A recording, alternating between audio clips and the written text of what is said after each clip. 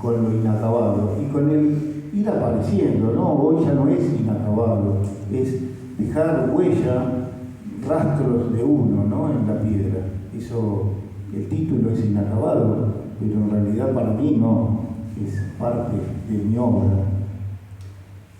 Y me gusta escribir.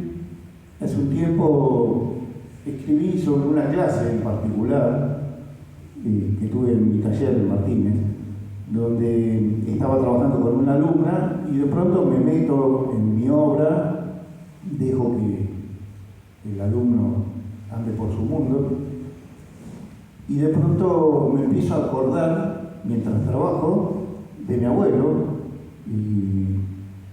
y me acuerdo, y no sé por qué, pero me acuerdo que nos venían a visitar y se quedaban, cuando ya eran grandes, yo lo conocí poco, mi abuelo, y en esa época tendría 8 o 9 años yo, y se quedaban 15 días, una semana en mi casa, y en mi casa teníamos como un cuartito típico, al fondo, arriba, en una escalera, donde se juntaban las porquerías, cosas que mi papá usaba.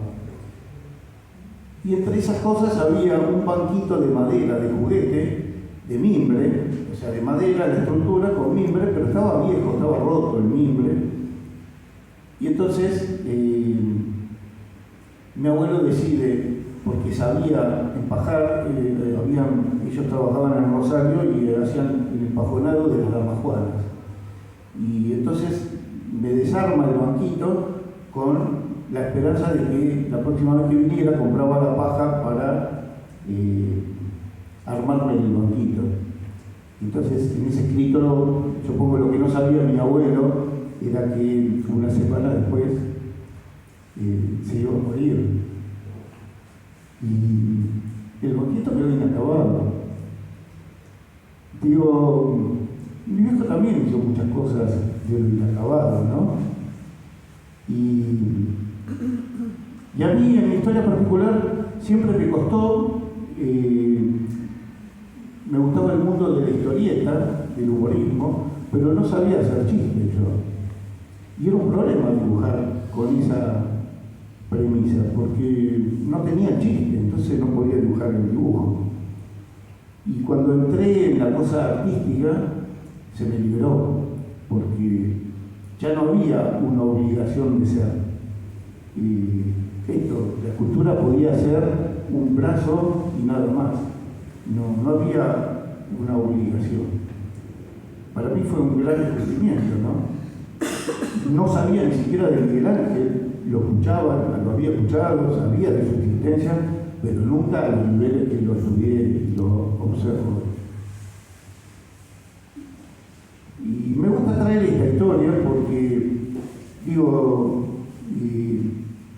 qué agujeros llevamos cada uno, ¿no? En lo profundo del ser, que hace que eso de lo inacabado, del vacío, y Miguel Ángel lo pudo explayar en su gran majestuosidad, ¿no? Él hablaba de la ausencia de la madre, ¿no? No tuvo madre desde muy chiquito, criado por otra gente, con un padre complicado, duro, porque si bien Miguel Ángel era, el padre era peor, porque eran bastante tiranos, le demandaban dinero, ¿no? Prácticamente era el único que trabajaba Miguel Ángel en esa familia.